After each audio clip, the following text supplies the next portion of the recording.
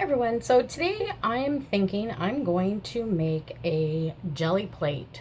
I've seen these like all over the internet and everywhere, and I have been wanting to attempt, there's a good word for you, attempt to, you know, all of that mixed media type of thing and whatnot. Yeah, not making myself very clear. So I'm kind of concentrating on what I've got supposed to go here. So I know that to make a jelly plate, you need some glycerin. So I have some vegetable glycerin right here. And the one thing that everybody's been using is this Knox gelatin. So I have some of that. And I'm going to actually just move that out of the way for right now. Because there it is, and a bowl to mix it in. And this is actually some very hot I just boiled it, and I'm figuring by the time we get ready to do it, it'll still be hot, but not like scalding boiling.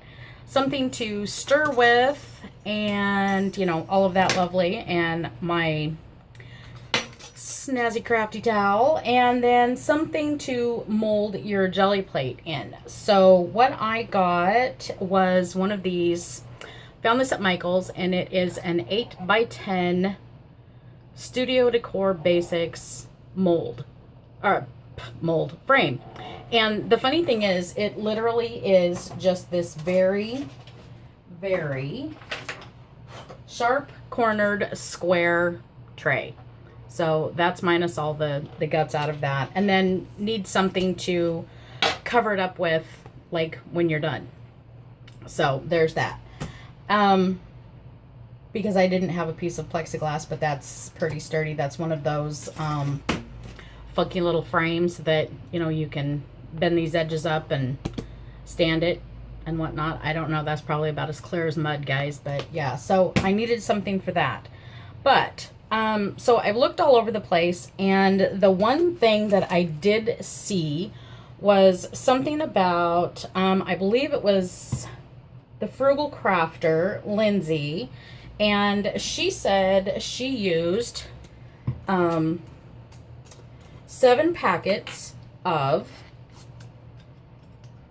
hold on, gotta get this bottle open. She said she used 7 packets of the Knox gelatin, and that comes out to about 6 tablespoons. She says a cup and a half of glycerin and a cup and a half of water.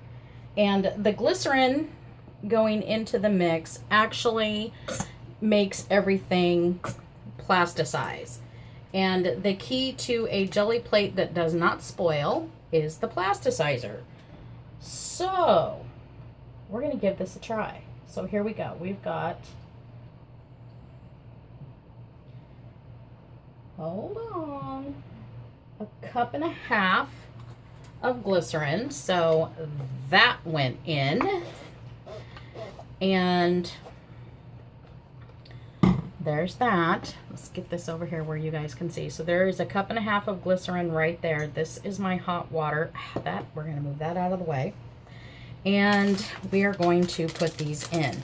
Now, I know from experience when I was a kid, my mom used to make Knox gelatin for us for good hair and nails. And she used to say that the key to mixing the Knox gelatin,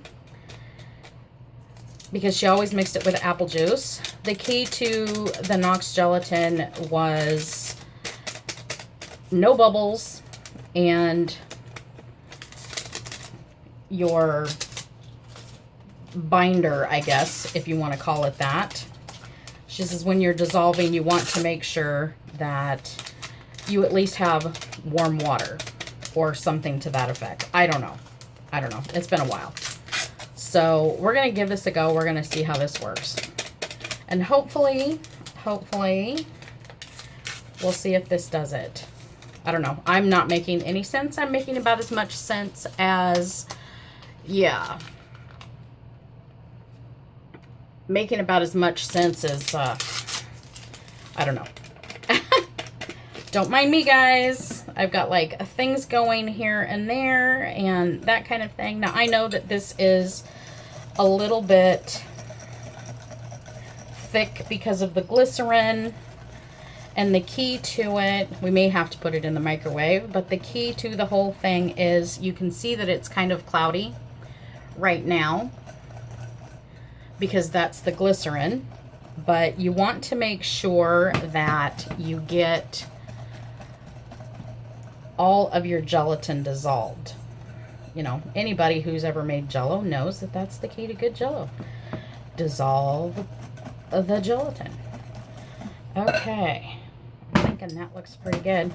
All right, so now we're gonna add the 1.5 cups of what was boiling water. So we'll see how this comes out. Stir, stir, stir. It's kind of stinky. I know you can make jelly plates with, you can make a jelly plate with alcohol in addition to your glycerin. I understand that from everything that I've seen and watched, that makes it kind of smelly. And you know, I don't know about you, but I just don't think I like the smell of alcohol in my stuff. Okay, so there's that. We're gonna see what we can do. And don't mind my spatula. This is my craft room spatula. I do not use this in my kitchen. It worked for Pampered Chef kitchen usage for quite a while, but yeah, now it's strictly for the craft room. Okay, so we are just gonna see if we can get this undissolved stuff off the edges. And this stuff sets up relatively quickly, or starts to anyway. It starts to get kind of thick. And the idea is you want it to be clear. And frankly, I don't know. Is that clear? It doesn't look clear to me, but we'll see. So Lindsay says just pour it all in there, stir it up, let it do its thing. I don't know that I want all this foam, but it's kind of hard to tell. We'll see. I'm thinking I might have to go throw this in the microwave for a minute, or about 30 seconds at a time, and see what happens. And so I'm going to put you guys on pause. I will be right back and we'll see how this turns out. So hang on 1 second. Okay, so we are back. Now you can see that this is actually clear. All I had to do was pop it in the microwave for about 45 seconds and pull it out, stir it, kind of skimmed off a little bit of the bubbles that were on there. And now we're going to pour it in our frame and we're going to see how this turns out. And I will let this sit and get solid. And the key to this equation, I guess, is you need it to be level and not to be disturbed until you're ready to, you know, dislodge it from the frame. So we will see what happens, and that's gonna sit there, and we'll see what we can do. Now I know something, one of the ladies said something about, you know, she watched it for a few minutes and kind of popped the bubbles, that sort of deal. And